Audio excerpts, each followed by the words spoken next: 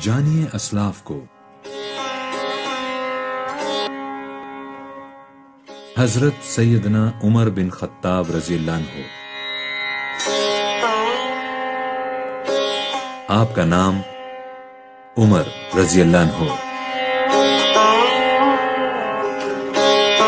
آپ کی کنیت ابو حفص،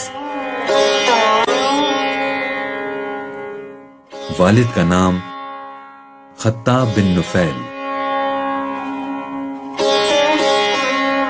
والدہ کا نام انتما بنت حشام بن مغیرہ۔ آپ کی ولادت ہجرت نبوی سے 40 برس قبل اور عام الفیل سے 13 برس بعد پیدا ہوئے۔ جائے ولادت مکہ مکرمہ۔ آپ کا قبیلہ قریش کی معروف شاخ بنو عدی۔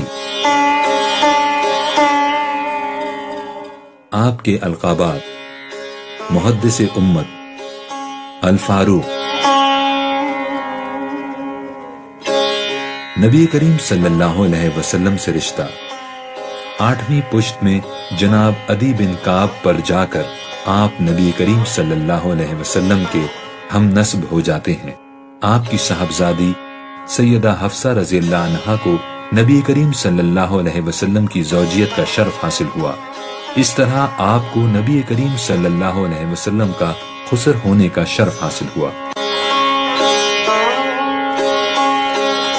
آپ کے صاحبزادے حضرت زید، حضرت عبداللہ، حضرت عبد الرحمن اور حضرت مجید رضوان اللہ علیہم اجمعین۔ آپ کی صاحبزادی ام المؤمنین سیدہ حفصہ رضی اللہ عنہا۔ قبل اسلام آپ کی شخصیت تقریر و تحریر میں ماہر تھے، سفارت کا قلمدان آپ کے سپرد تھا، علم انصاب میں ماہر اور شعر و سخن کا اعلیٰ ذوق رکھتے تھے، شہ سواری اور پہلوانی میں کوئی آپ کا ثانی نہ تھا۔ قبل اسلام ذریعہ معاش، کسب معاش کے لیے آپ نے تجارت کا پیشہ اختیار کیا تھا۔ سعادت اسلام 27 سال کی عمر میں آغوش اسلام میں آئے۔ سن قبول اسلام 6 یا 7 نبوی۔ قبول اسلام کا اہل مکہ پر اثر، اسلام مخالف تحریک کا زور کم ہو گیا اور مشرکین مکہ نے جان لیا کہ اب اسلام کو روکنا ممکن نہ ہوگا۔ ہجرت مدینہ 13 نبوی میں 20 افراد کے ساتھ مدینہ منورہ کی جانب ہجرت کی۔ تائید خداوندی، امام جلال الدین سیوطی رحمت اللہ علیہ کی تحقیق کے مطابق قرآن میں 20 مقامات ایسے ہیں جہاں قرآن کی آیات آپ کے موقف کی تائید میں اتری ہیں۔ تفویض خلافت سن 13 ہجری مطابق 634 عیسوی میں آپ خلیفہ منتخب ہوئے۔ مدت خلافت 10 سال 6 ماہ 4 دن۔ فتوحات کا عظیم الشان سلسلہ، فتوحات کا سیلاب عہد فاروقی میں امڈ آیا، جس کے سبب مملکت اسلامی کا رقبہ 22,51,000 مربع میل ہو گیا۔ مملکت اسلامیہ میں شامل ہونے والے ممالک شام، عراق، جزیرہ، خوزستان، آرمینیا، آذربائیجان، فارس، کرمان، خراسان اور مکران، جس میں کچھ حصہ بلوچستان کا بھی شامل ہے۔ آپ کے عہد خلافت کی خصوصیات: مجلس شورا کا قیام، اس مجلس میں جید صحابہ کرام شامل تھے۔ اس مجلس کا مقصد مملکت کے تمام امور باہمی مشاورت سے طے کرنا تھا۔ قانون کی بالادستی۔ حاکم و رعایا حقوق میں برابر تھے۔ ایک عام شہری کو بھی یہ حق حاصل تھا کہ خلیفہ کا سر راہ احتساب کر سکے۔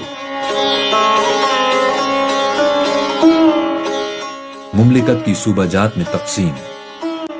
آپ وہ پہلی شخصیت ہیں جنہوں نے مملکت اسلامیہ کو صوبوں میں تقسیم کیا اور ضلعی نظام متعارف کروایا۔ نظام خراج۔ نظام خراج یعنی ٹیکسیشن سسٹم متعارف کروانے کے نتیجے میں اقربا پروری کے تمام راستے مسدود ہو گئے اور غریبوں اور غیر مسلموں کے ساتھ ظلم کے تمام امکانات معدوم ہو گئے۔ آزاد عدلیہ کا تصور آپ نے پیش کیا، جس میں عدلیہ حکومتی نظام سے علیحدہ تھی۔ تمام صوبوں میں قاضی القضاء یعنی چیف جسٹس مقرر کیے اور ضلعی سطح پر بھی ججوں کا تقرر کیا گیا اور اس شعبے کی براہ راست نگرانی آپ کیا کرتے تھے۔ بلدیاتی نظام۔ بلدیاتی نظام بھی سب سے پہلے آپ نے متعارف کروایا، جس کے ذمے عمارتیں، پل، سڑکیں اور ہسپتال بنانا تھا۔ نظام تعلیم۔ ہر علاقے میں مکتب قائم فرمائے اور ان میں اس عہد کے تقاضے کے مطابق اسلامی تعلیمات کے ساتھ شہ سواری اور فن کتابت کی تعلیم دی جاتی تھی اور طالب علموں کے لیے باقاعدہ اسکالرشپ مقرر کی گئیں۔ سن کا آغاز۔ 16 ہجری میں آپ نے سن ہجری کا آغاز کیا۔ اس سے قبل سن کا مستقل رواج نہ تھا۔ دیگر کارہائے نمایاں۔ سب سے پہلے بیت المال کا قیام۔ سب سے پہلے امیر المؤمنین کا لقب اختیار کیا۔ فوجی و عسکری محکمہ قائم کیا۔ سب سے پہلے مردم شماری کروائی۔ اپنے عہد میں متعدد نئے شہر آباد کیے۔ سب سے پہلے جیل خانہ جات آپ نے قائم فرمائے۔ پولیس کا محکمہ سب سے پہلے آپ نے قائم فرمایا۔ سانحہ شہادت۔ 26 ذی الحج 23 ہجری نماز فجر میں ازلی بدبخت ابو لولو فیروز نے زہر آلود خنجر سے آپ پر وار کیا، جس سے آپ شدید زخمی ہو گئے۔ یکم محرم الحرام بروز اتوار زخموں کی تاب نہ لاتے ہوئے خالق حقیقی سے جا ملے۔ وقت وصال آپ کی عمر 63 سال۔ نماز جنازہ سیدنا صہیب رومی رضی اللہ عنہ نے پڑھائی۔